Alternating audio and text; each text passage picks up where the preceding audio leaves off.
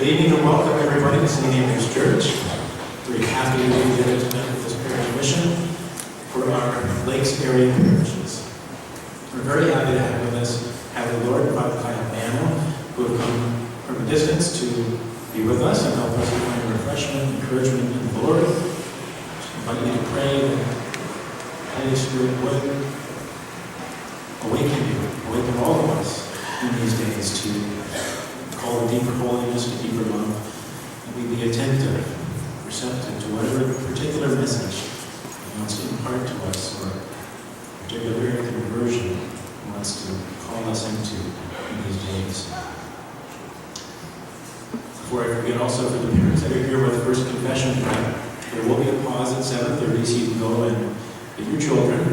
You can either come back, there is childcare available up until 8:45, or of course, if you need, you can do what you need to do at that time. At 7:30, we'll have a pause.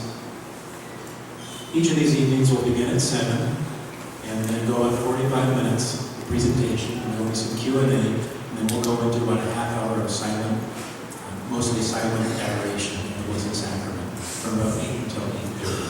So, we need to stay and be with the Lord in those times. Hallie Lord is here from South Carolina, Charleston, South Carolina. She's the mother of 8. And so, very holy woman.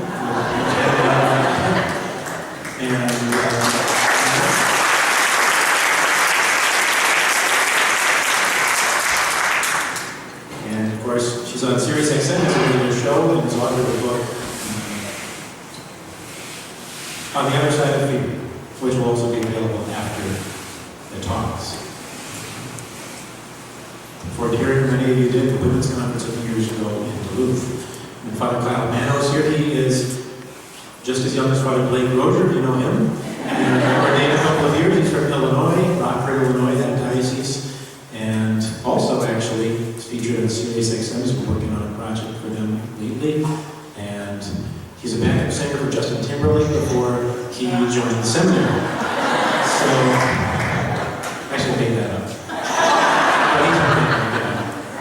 But he was a music ed major before he entered seminary, so he took that path and then found his way, hearing the call from the Lord to become a priest. He loves Jesus, and is here to share that with you as well. So, Hallie, Father Kyle, welcome.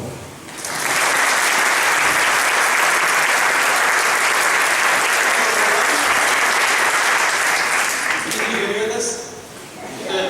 So I'm going to be speaking the first about 25 minutes, and then Hallie will be taking over. And I do love Justin Timberlake. That is the truth. And Hallie does have 8 children. That's so many children. That's amazing. And so I'm excited to be here. I am Father Manno. I've been a priest, 2 years. And today we'll be talking about discernment. And so to kind of begin, I'm going to tell you my own vocation story. How I decided to become a priest. Because that was really the entire journey to become a priest was discernment. Because I didn't just I wasn't born thinking I'd be a priest. In fact, growing up, that was the last thing I would have chosen, was to be a priest. I mean, I grew up Catholic, I was baptized Catholic, regular Catholic.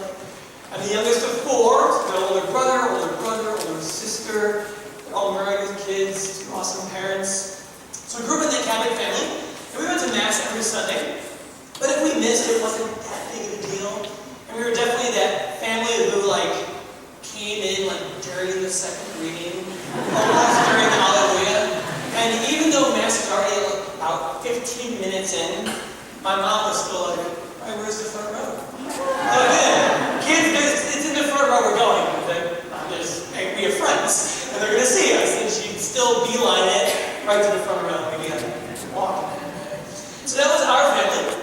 So we weren't the family doing Sunday rosary. I did not go to Catholic school. I just went to religious education, CCD as they called it back then, and I did not listen, nor did I care. That was my mode of functioning growing up. And what I thought of the Catholic Church and priesthood growing up was Catholic Church and Mass is where I go to be bored. That's what I thought as a child. I did. And I would think, when are we leaving? And I thought, there's Father up there, he doesn't look too excited. He seems unhappy. I feel unhappy. Why is anyone here? Is but it was my context growing up. And so the idea of priesthood was nowhere on the radar. And so because of this, I eventually, once I got to high school, I did get confirmed in the church, still not knowing what's going on. Even the day of confirmation, whenever I showed up, and I knew I was supposed to wear a suit and that there'd be a guy with a big hat with a staff, and something would happen. And then I picked the name Francis. That's all I knew. I didn't even know there was more than one Francis, by the way. When I got to college, the priest asked me my confirmation name, and I said Francis. And he goes, which one? I was like, the Francis. I was like, that's like 15. Right? So that was my level of understanding of the church.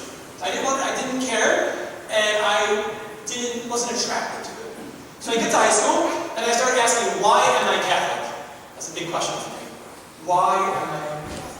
So I started exploring other ecclesial communities. I visited a Lutheran church. I visited a local Baptist church. I visited a couple mega churches. We have one out there called Willow Creek. It's like 12,000 people. I visited another one called Harvest Bible Chapel. It seated about 3,000. And I went, and after kind of exploring those churches near the end of high school, I went into college still not knowing why I was Catholic, but all I could explain that it felt more churchy. The Catholic Church felt more churchy to me. That's the only terms I could use at the time. And so I said, okay, I'm not really Catholic, but I'll keep kind of choosing this one, because it feels more churchy.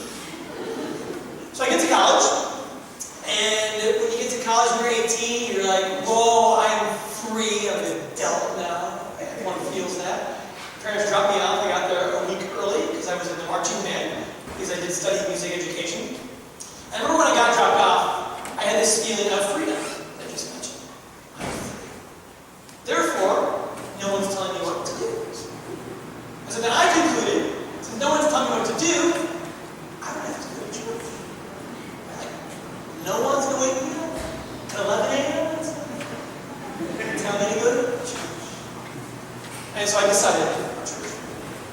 So a couple days later, we had a big event at the Convocation Center. And the event was with different booths. Like one for lacrosse team, one for the chess team, all different local churches that you can get information. So I'm walking through all these different areas, and I see different booths, and I see a big sign, Newman Catholic Student Center. Okay, well, I am Catholic. I was confirmed by D. Francis, it's my confirmation. And so I went to the booth, and they gave me a little information. There's a priest and about 5 or 6 college students manning the booth. And I took this magnet with me, and it had the mass schedule. I remember I took it back to the dorm, and I thought, I'm not going to put it on my filing cabinet, because I'm like, I'm not going to use it. I'm going to put it just somewhere in there, so I file it away. Because I'm not going to go to church. And so then it became like Thursday, then Friday. And on Friday, I recognized it was the weekend. And then typically on Sunday, I would go to church. And so I said, no. And then all of a sudden, this little voice popped in the back of my mind. It was my mother. And it was me knowing that she's going to call me on Monday. She's going to ask me, did you go to church? Now, at this time of my life, pre-conversion, I would have lied about a lot of things, but I felt like lying about church felt like extra wrong. And it is! And so I was like, I'm not going to lie about that. So what I'll do is I'll just look at the mass schedule, and I'll peruse it, and I'll find a reason why I can't go. So that way when my mom calls, I'm not going to be busy. I have things to do. And as I get the mass schedule, I see Saturday at 4:30, and I thought, I'm going to be out with my friends, so I can't tell you. Saturday at 4:30. And then I saw Sunday, 9 a.m. In college, I'm 18, I'll be sleeping at that time, so I can't go at 9 a.m. I then saw 10:30, Sunday, still be sleeping. Can't do that one. I saw noon Mass. Still be sleeping. And then there was one last Mass time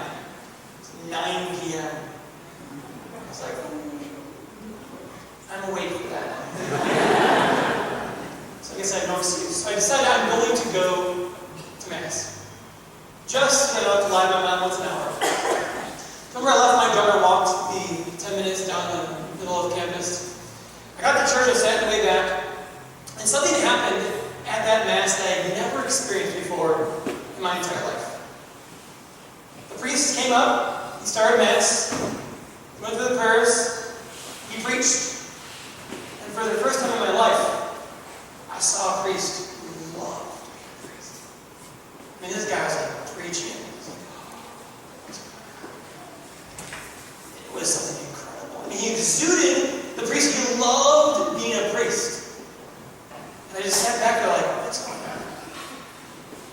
That guy's an awesome priest. And not only was he an awesome priest, but like when he was preaching, like I was listening, and I was like taking it, and I was like, God, tell me more. Like, I want to hear what you're saying. Tell me more. And so I started going to Mass every week because I was so consumed by this preaching that I was hearing. And I was finally getting the truth. And I'm sure being preached to me my entire life the truth, but parts of our lives were just closed off and we can't hear it. And so I was finally hearing the truth. And he was talking about the Eucharist and what we believe that's actually Jesus Christ. And I'm like, what? How did I miss that? My entire life I missed that. That's what we believe. He talked about confession, he talked about where it is in Scripture, and Jesus breathing on the apostles and saying you can forgive sins. Whatever sins are forgiven. Whatever sins you retain are retained. Mass, the Eucharist, and confession also. My gosh. So, I had this conversion. And since I had gone back early to Mass and confession, I was waiting in line one day for a confession.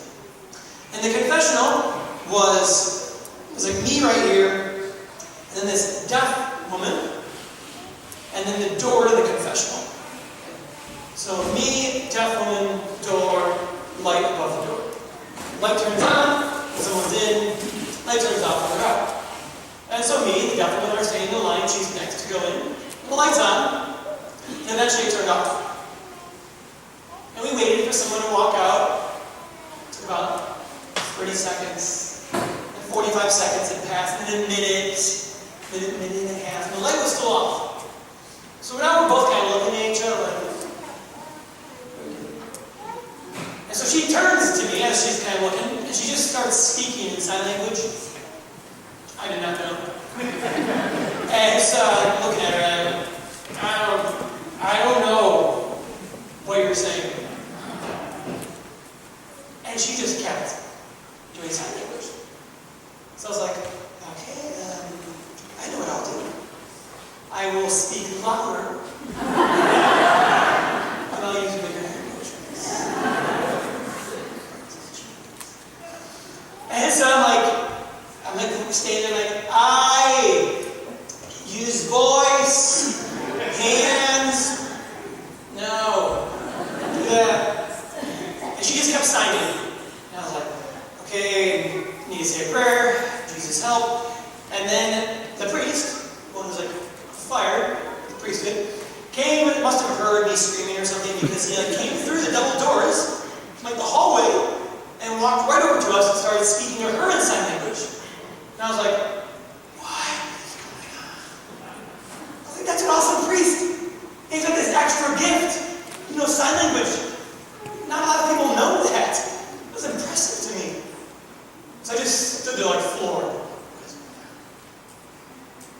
And so I was so amazed that the next day I found him.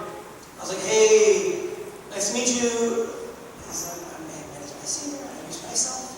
I said, Monsignor, I don't know you, you don't really know me, but I saw you doing sign language yesterday. I was the guy outside the confessional, and I want to learn that. I want to learn sign language. Can you teach me that? He's like, yeah, sure.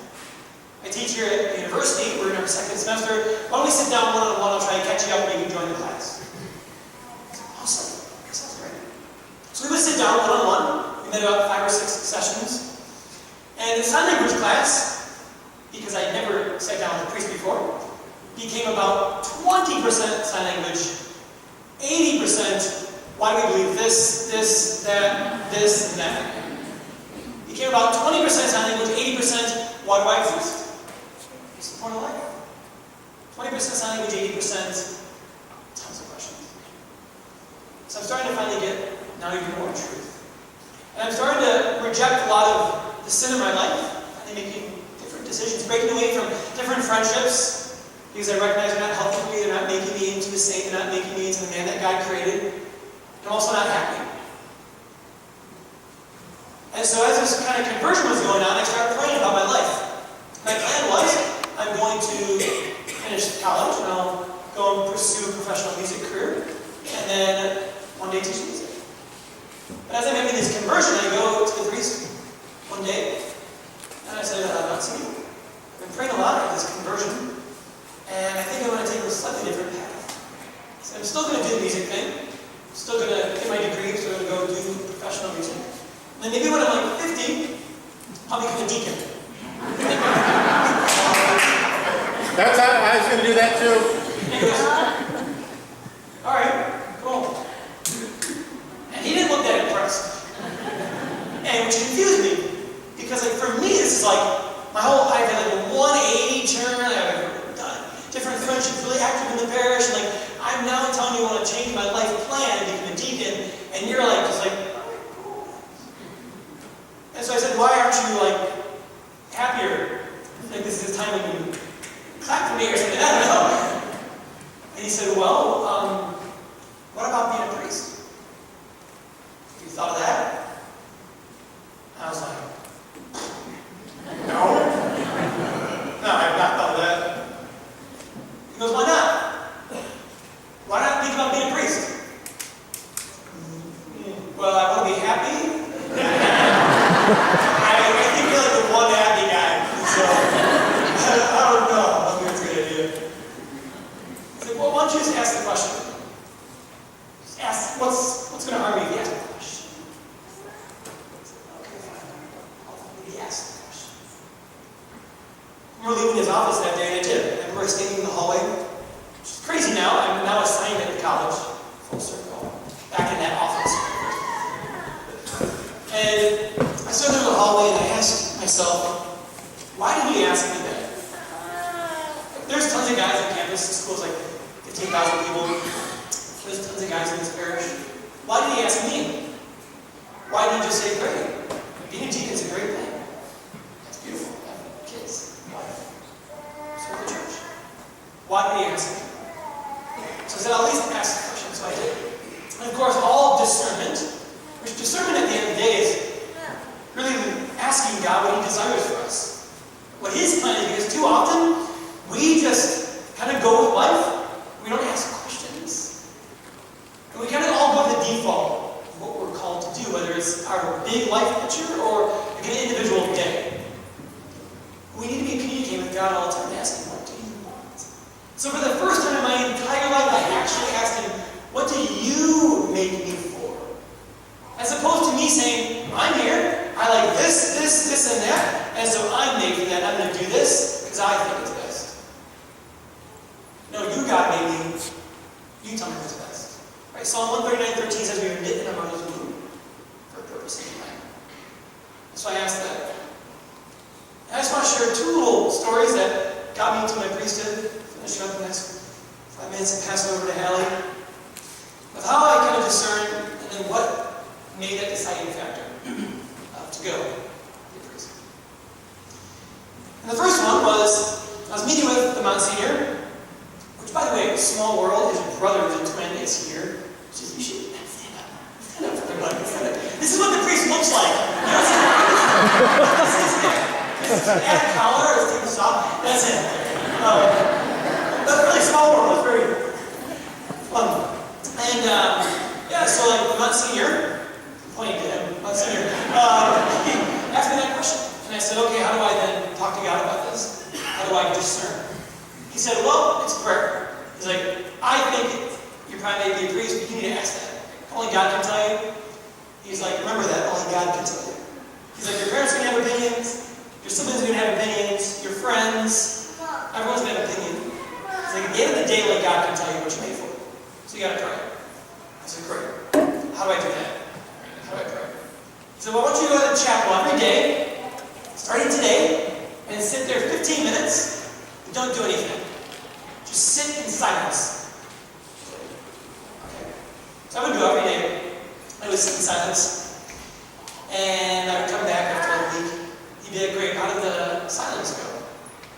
And I would say, nothing happened. I just sat there. What do I do now? He's like, go back. Do that again. Sit in silence. I was like, okay. So I go back and sit there every day for 15 minutes in silence in the chapel looking at the tabernacle. And then I would go back a week later and he'd say, how was it? I'd say, still nothing happened. I don't know. I just talk to myself. Yes. He goes, great. Keep doing that. He's like, keep sitting in silence. Be comfortable there. God, what's weird?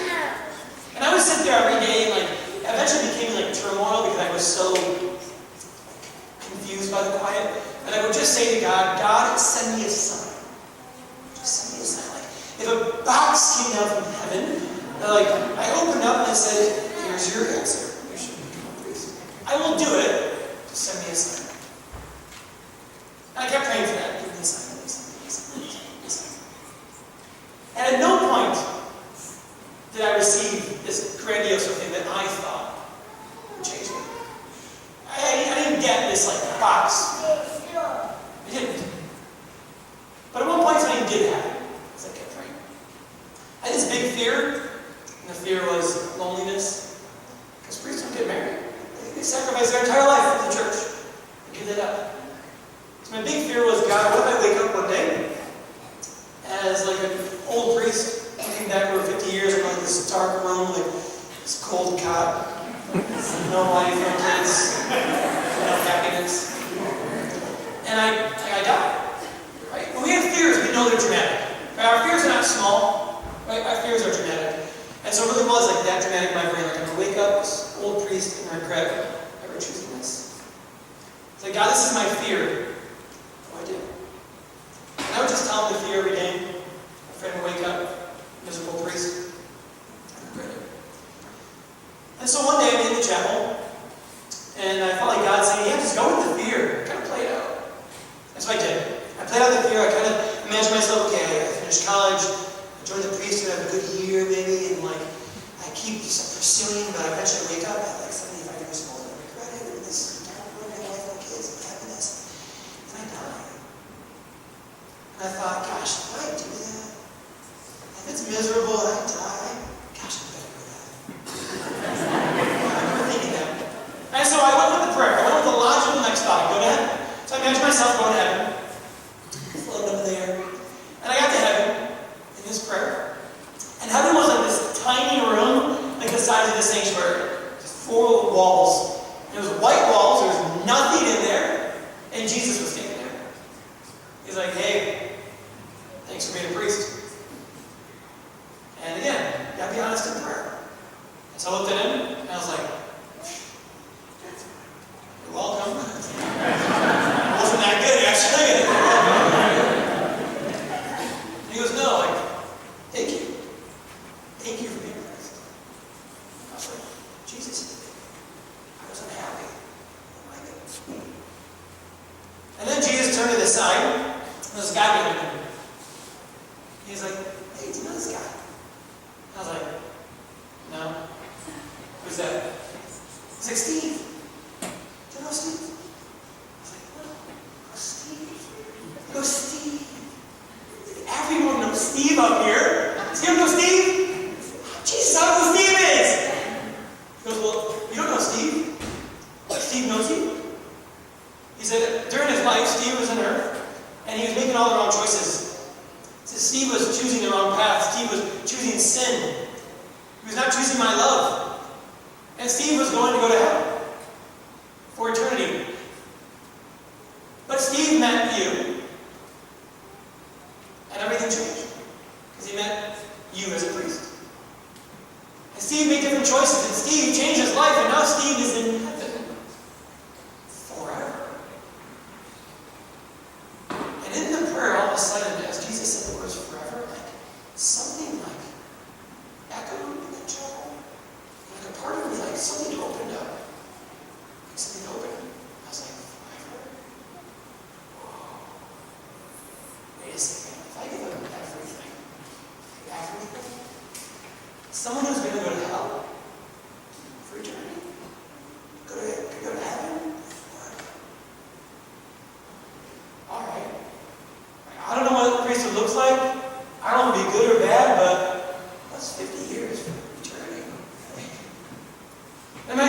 my second thought was, gosh, wait, God, am I made for this? If God's a good and loving God, would he make us for something that's miserable? Would he make us for something that causes depression and sadness and loneliness? No, that'd be an evil God. An evil God would create us and say, great, be a priest. It's going to be a carol. No, that'd be a mean, evil God. So my next thought was, no. Oh my gosh, I desire that. I want to save that soul. And if God made me for it, then it's going to be amazing. So I went. I went. I studied for 6 years and got ordained in 2 years. And I can honestly say that priest, he once said to me, we were meeting, he said, if you're one day doing what God made you to do, you'll wake up one day and you'll have nothing, like no more dreams left to dream. And I can honestly say, after I decided to go, join seminary and ordained now for 2 years, he was totally right. If we radically choose God, if we radically decide to pray, to go to Mass every Sunday, to go to confession once a month, and radically love Him, we will radically be loved. And we will look back and go, what? And the reason I share that story is because I didn't get that big sign. But what happened is something inside of my heart opened up. Because what discernment is discerning the heart of Christ, and then our hearts being united to that. Because Christ gave up everything for all of us. Even if just one of us existed, He would have still died. He still would have been incarnated and then died on the cross for one of us. And right when I had that realization in the chapel, it was a realization of what Christ wanted. He was willing to die. Can't I do the same? I want to. And so what discernment is asking God, who are you? Who are you? And when He reveals Himself, right, that's what the prayer was. I saw Jesus, right? He spoke. Right? The priest was amazing. But it was what Jesus said. And so true discernment is looking at what I could or could not do and then saying, which one would Christ do? Which one is His option? And who is He? And then when you see who Christ is, and then you see who you are, because only when we see Christ can we see ourselves, we then have peace. We actually feel whole. And so praise God, Hallie's going to come and talk about that peace, and how to continue to truly discern how to follow God radically in our lives and discover what His will is for each one of us.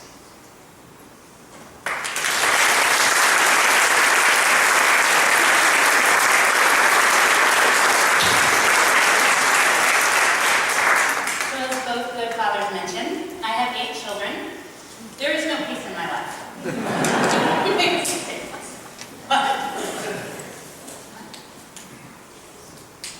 Oh, it's 7:30. You need to get up and go get your kids. I thought you were telling me that I had more kids than I which would make sense. But you can get up and go get your kids. You can either take them to the nursery or you can head home to eat. That's fine. I'll give you a second. Go miss you.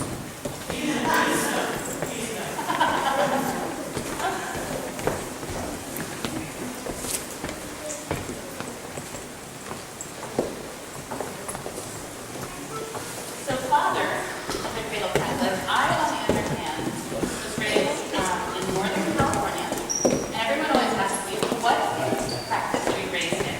And I go, well, it was a mix of like Eastern mysticism and Buddhism and Hinduism, and there was Sufis, and there were like some spinning people, and everyone kind of looks at me blankly, and it's like, my parents were hippies. So I did not discover the Catholic Church until I was in my early 20s. And it's a longer story that I'll tell on Wednesday night, but I fell head over heels in love with the church. Ended up getting married in the church in 2001, the same year that I converted. And I remember sitting with the priest, and he was talking to me about becoming Catholic and getting married. He's like, so you're going to be open to life, right? You're going to welcome children. I'm like, of course. I'm a big Catholic. I'm going to be open to life. And then I went home, and I'm like, okay, I'm 22 years old. Probably have like 20, 25 years of fertility. If I can just space them out this far apart, I can end up with a reasonable number of children. That didn't work out so well for me. And yet, though my life is insane and loud and crazy, I have more peace than I ever could have conceived of. And interestingly enough, I welcome these children not gritted my teeth and I decided to, be open to life and practice NFP and be really, really bad at practicing NFP. But because of a conversation I had with my cousin, she actually has 5 children, and I remember talking with her one day, and she said, I think our family is complete. I said, well, how do you know? She's like, well, after I had my first child, I turned to God and I started to discern, and I didn't feel peace. I felt anxiety, even though I wasn't ready at that moment. I felt like it wasn't time to end our family and welcoming children. So she had another child, and she had another child, until she had 5 children. I remember her calling me up and saying, I think our family's complete. Like, I finally feel peace when I think of our family being complete. And that is the same experience that I've had. And it's important when you think about discernment to think about seeking out the peace. A lot of times we overcomplicate things. We want God to give us, like Father said, this box with the answer in it. You want certainty. But a lot of times, God just wants you to quietly come to Him, pray, and look for the peace. Consider the 2 paths that you could go down. Meditate on them, and see which path makes you feel anxious, and which path makes you feel peaceful. And so I started having these children. My first child was born in 2003. He's about to turn 15. Get his learner's permit. You all need to get your prayer shawls on and start praying. Not for him, for me. But each time, though I was terrified of having a big family, I had one sister. Before I became Catholic, I could not have told you the difference between Protestantism and Catholicism. I had never opened the Bible. And I had never encountered a large family. That was completely foreign to me and confusing. And so the thought of being a mother to a large family, this was not something I didn't come into marriage thinking like, I want a large family. I thought, I want to do everything in my power to avoid the large family. But every single time I had a baby, even after those 9 months of like excruciating like nausea and pain and like moaning and wailing and gnashing my teeth, like there's some women who are like, oh, I'm pregnant and yes, there's suffering, but I'm going to offer it up to God and I'm going to be graceful. I'm not that woman. Everyone just gives me like a really wide berth. It's just not a good situation. But every time I hold this little child in my hand, I would think, I'm not ready in this moment to have a new baby. But when I thought about not having another one, I felt this anxiety. So when I thought about welcoming another child into my life, I felt peace. And that's how I ended up with 8 children. And it's insane, and my life is crazy, and there's no peace. And yet it was peace that led me here. And there is the peace that surpasses all understanding. You're just not going to find it in my house on a daily basis. And now when I look back on the sense of peace I got, and God leading me down child after child after child, I think, oh, I know what it was. Because there are people in the world who become Catholic, or they have a reversion experience, or they want to grow deeper in their relationship with Christ, and they say, I'm going to transform my life. I'm going to wake up and I'm going to say the rosary, and I'm going to go to confession all the time, and I'm going to be kind, and I'm going to be patient. I'm really going to work on it. I'm not that person. I am a person who likes my bed, and who likes the Kardashians, and who likes eating chocolate. And so I think God looked down from heaven and He thought, the only way we're going to refine this soul is by sending her 8 children. So that every morning she has to wake up to someone crawling in bed with her way before she's ready. And she has to clean the house and then turn around 5 minutes later and realize that it's no longer clean. And she has to change diapers, 2 to 3 children at a time, every single day for 15 years so far. And I'm going to force this dying to self upon her because she chose love. Because I gave her all these children and poured so much love into her life that even though she might not have chosen to die to self just for me, because she's not that holy yet, she'll die to self for these children. And through loving them, she'll learn to love me. And she'll to welcome all that love into her life.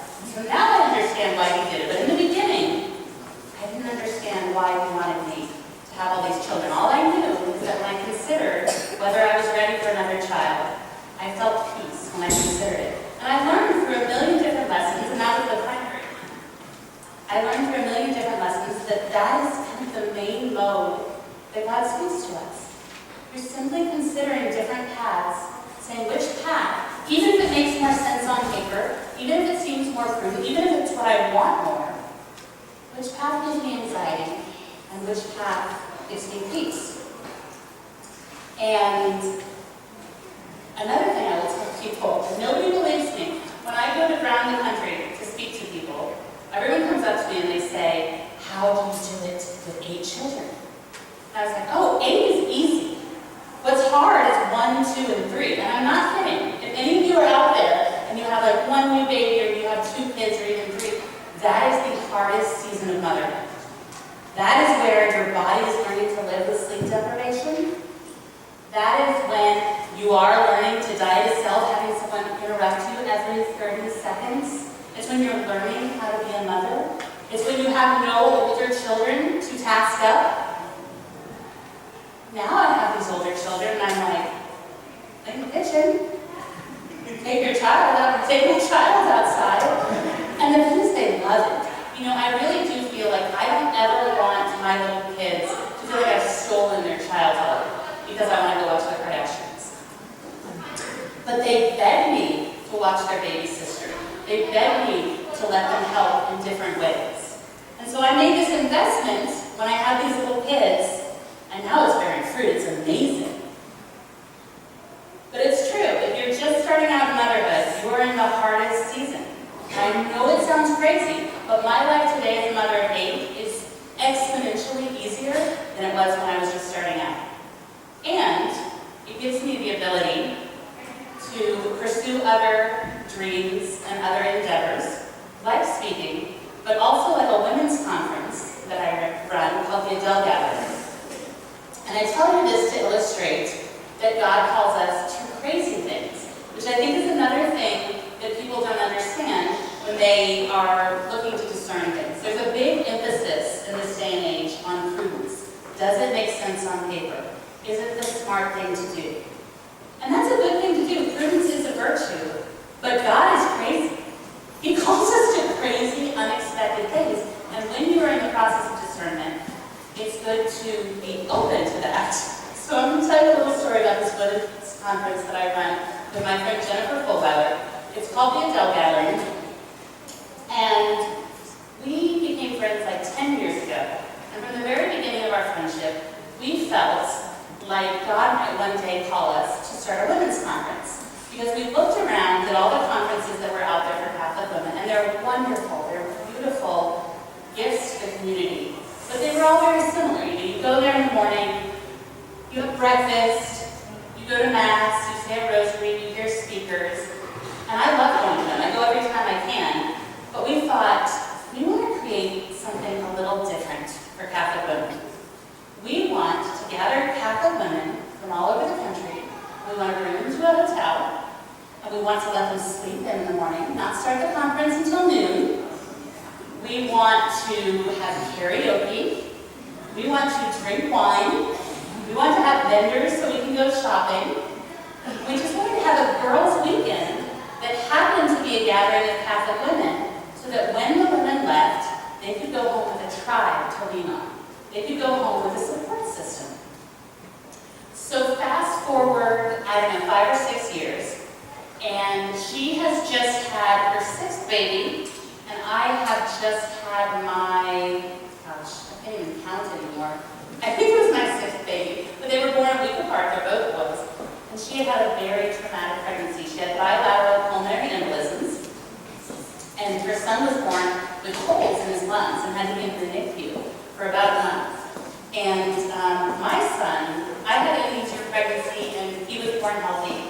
But according to my Fitbit sleep tracker, he woke up 50 times a night, for month after month after month. So she calls me up on the phone one day. Her son's about 3 months old, my son's 3 months old, And she goes, Hallie, I've been thinking, I think it's time for us to start our women's conference. And I'm like, Jen, you are crazy. You're a crazy person. There's no way that that is what God wants us to do right now. And she goes, okay, just hear me out. Like, let's just take it to prayer. Let's just think about this. And so we take it to prayer and we start to think about it. And I call her up later in the week and I said, okay, I'm willing to have the conversation, but you're still crazy. So we're sitting there on the phone and she says, okay, let's just think for a minute about what this conference would look like. What do we want the vibe to be? You know, we've talked about the details, but like, what do we want people to feel when they come? So we sat there in silence, and I came back on the phone, I'm like, okay, fine, Jen, like, I'm getting an image. I'm probably crazy, but I'm just going to toss it out there. And I said, have you ever seen the movie Beautiful Girls with Timothy Hutton? And she gasped, and she said, go on. And I said, okay, there's this scene where Timothy Hutton's playing the piano, and there's a blizzard outside, and everyone's in the bar, and they gather around, and they start to sing Sweet Caroline all together. I said, that's the vibe I want. I want that sense of camaraderie. You know, I want these people to be bonded and to like find their tribe, find their people, and go home to live out their vocations, which the vocation of the Catholic woman, to motherhood, to marriage, that can be really, really tough. We want them to have that support system. So she gasped again, and she said, I cannot believe you just said that, because that is the same exact image that popped into my head.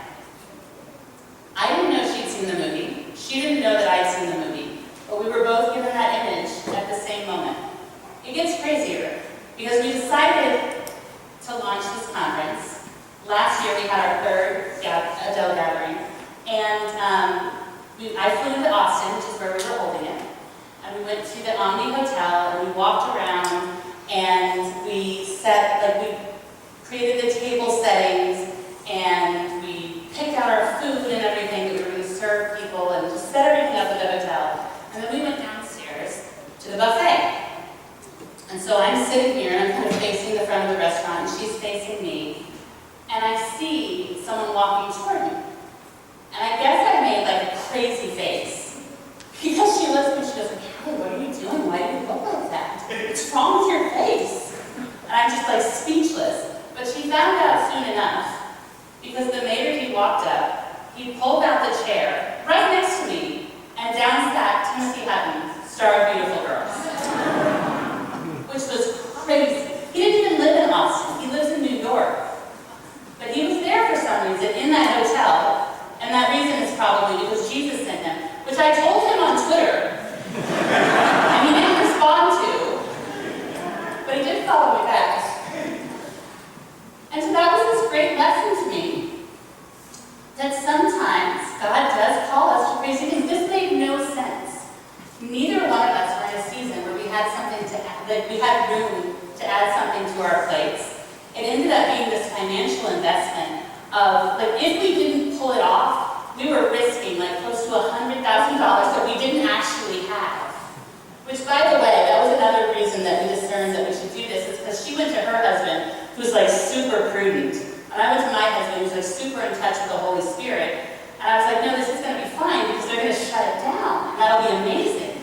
That's going to be awesome. And so she talks to him, and I talk to my husband. We get back on the phone, and she's like, Joe says we should do it. I'm like, Dan says we should do it. And I'm still mad at him. But it did end up being this wonderful, beautiful experience that goes on to this day. It's brought a lot of fruit into my life, and the women seem to enjoy it. And again, it was this lesson that when you're discerning things, be open to God calling you to something absolutely crazy. Because that's how the world is going to be changed. When we're open to Him calling us down paths that are unexpected and asking us to do things that we wouldn't have expected and challenging us. So be ready to say yes when He calls you to those things. Another thing that He called me to, which, here's a lesson for you. Don't ever say, I will never do something. Because God's always listening. Because I said so many times, I will never write a book. No, I will never write a book. No, Jen, I'm not going to write a book. No, Dan, I'm not going to write a book. I'm not a person who writes books. And yet yet here I am with a book. So again, don't ever tell God you're not going to do something, because that's like his invitation to call you to do it. So I wrote this book called On the Other Side of Fear, How I Found Peace. And it's all about learning how to trust in God and find peace in your life. And kind of cultivating that bravery in the spiritual life. And so I started getting email after it came out, and the number one comment that people had was, I could be brave if I thought I had discerned correctly. I could be brave if I thought that I knew what God wanted me to do. And that's an important question, because it's true, like we all want to do God's will, and there is courage that's built into that. Like when you feel like this is absolutely what God wants me to do, when you feel like he's right there with you, there is bravery that comes with that. You feel like, I can totally tackle this, because this is what God is calling me to. But a lot of times, we don't have that certainty. And so I would get all this email, and people would say, I'm ready to be brave, but I'm not sure I'm doing discernment right. And so I thought about it for a long time, and I realized that God would rather us do our best to discern, come to him in prayer, ask him for guidance, look for that peace, and even if we're not 100% certain, to take a leap of faith. To be brave. He would rather we do that than sit at home being fearful, never doing anything. Even if you totally misdiscern, or even if you discern correctly but do it badly, he would rather you be brave, he would rather you be courageous and kind of crazy. Because that is how the world has changed, than to just sit at home and do nothing. I'll tell you a story about something that I discerned recently that ended up very, very badly. So, despite the fact that I travel around the country and I speak and I have a radio show, I'm not actually a person who enjoys talking to people. I mean, I do, I like people, and I like speaking at events, but for a long time, because I'm an introvert, because I was shy, and because I had a lot of fear, like I would leave home and I'd have my earbuds in, and I would like look at the ground, and I wouldn't interact with people, and I'd be the person who's like pretending to be asleep on the airplane so that nobody would talk to me. And then about a year ago, through a number of different promptings, I decided that I need to work on that. I need to be a person who goes out into the world and spreads love and light and sees people and lets them know that they're seen and known and heard and loved. So I'm going to try to do this. So I started practicing at the grocery store. I would try to look at people and acknowledge their existence and smile at them. I started to get a little more bold. And so I was in Kansas City. I was in the airport, and I did have my earbuds in, but a man sits down next to me, and he starts to talk to me, and I pull out my earbuds. He's like, oh no, I'm sorry, I didn't know you were listening to music. You can push your earbuds back. And I'm like, no, I'm happy to engage. I'm the person who engages now. No, it's worse than you think. And so I'm sitting there and I'm smiling, and he starts to tell me this story about how he has just had the worst day ever. He has to work and it's a Sunday, and his wife's mad at him and he's depressed, and his child just got kicked out of school. And I'm listening, I'm trying to be encouraging, and I'm smiling, and I'm trying to build him up. And then there's a lull in the conversation, and I'm saying, good sir, perchance do you have grandchildren? And he looks at me and he pauses, and he says, do I look old enough to have grandchildren? No, it still gets worse. Because instead of my saying no, I just have vision problems, I say, well, you see, no, the thing is, I got married super young, and I started gestating super young, and all my friends did. I'm trying to make them feel like I'm just used to young people having grandchildren. But instead, I make myself sound like a child bride. All my friends are child brides, and he's just looking at me, and he's really mad about it. He's really mad at me, and he keeps saying you seriously think I'm old enough to have grandchildren? Do I really look old enough to have grandchildren? And he was so upset. He actually said to me, you just made my day a whole lot worse. Oh my gosh. And so my temptation in that moment was to be I totally misdiscerned. I'm not supposed to talk to people. I'm supposed to keep the earbuds in and pretend to be asleep and look at the ground. But again, I was reminded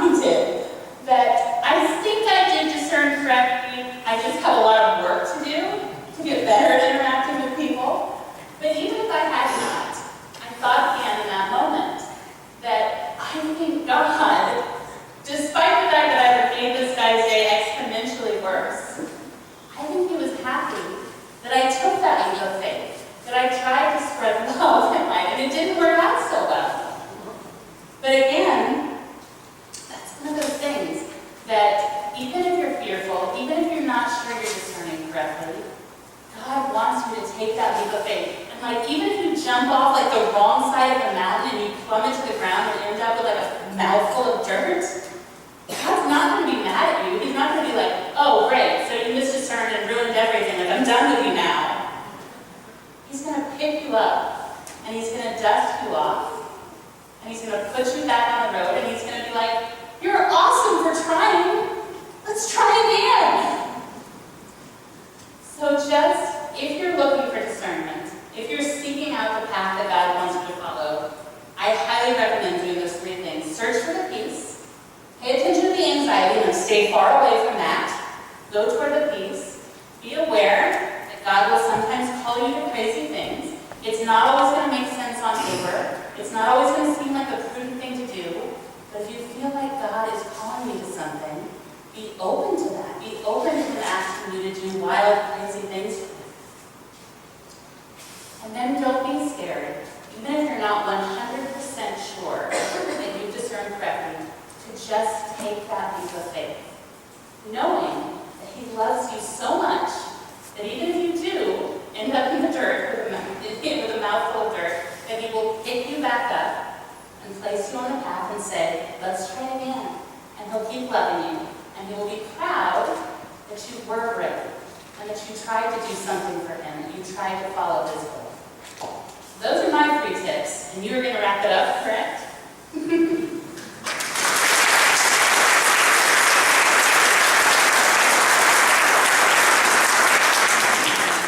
Yeah, to wrap it up, just 2 thoughts. I love what Hallie said about we have to discern, and then at one point we just have to choose. What I mean by this, as well as even after I had all these great moments in prayer, when I was going to discern seminary, I had that good moment with the Lord in heaven in prayer. And then I didn't go to seminary for like 6 months, because after I left prayer and all the good feelings were gone, all the peace, I felt the peace in prayer. And then when I left prayer, I went and became a head case. I was like, no, I did that wrong. That's real.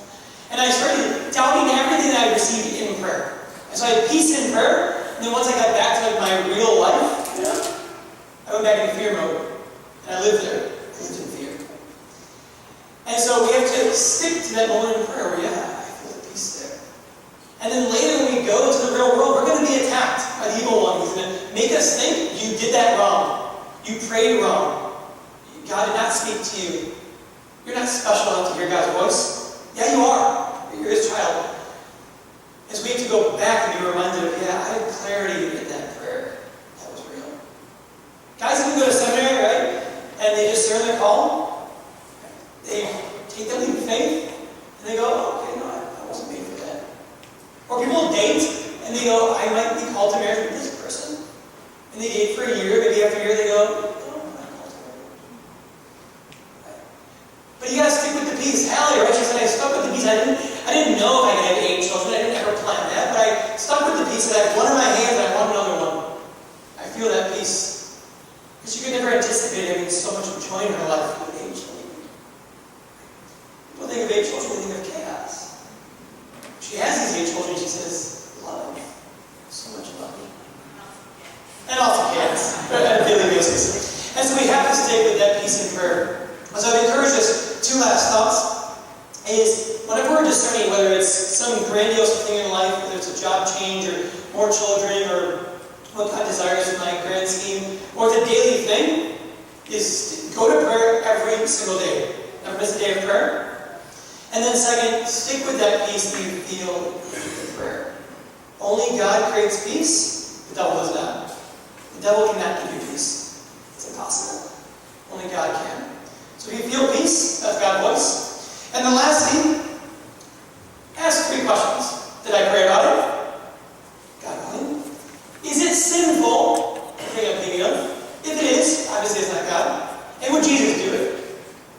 Did I pray about it? Is it sinful? And would Jesus do it? If you prayed about it, okay, do the first right test. If it's sinful, you say yes. Now just do that one. If you say yes, now would Jesus do it? The answer is yes. That simple. Walking down the road, and someone's like, I like someone here.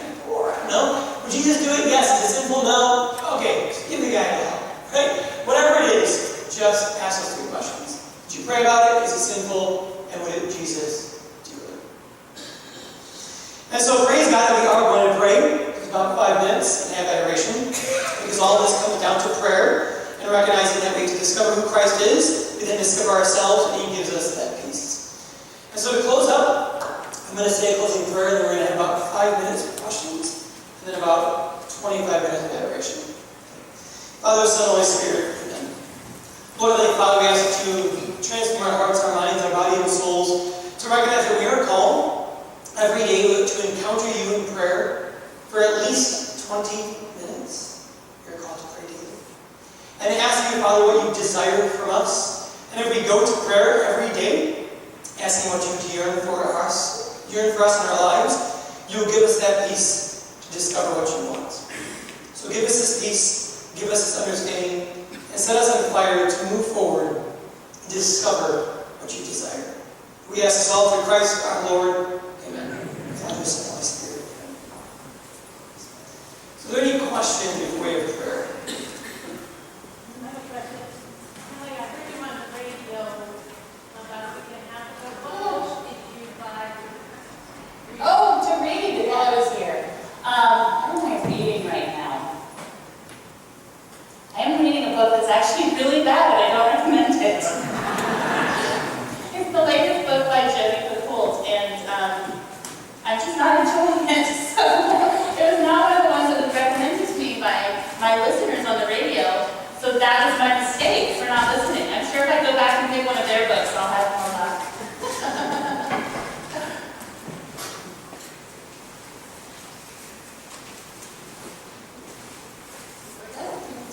All right, hey, That's hallelujah. More prayer time with Jesus. All right, we're going to enter into adoration now.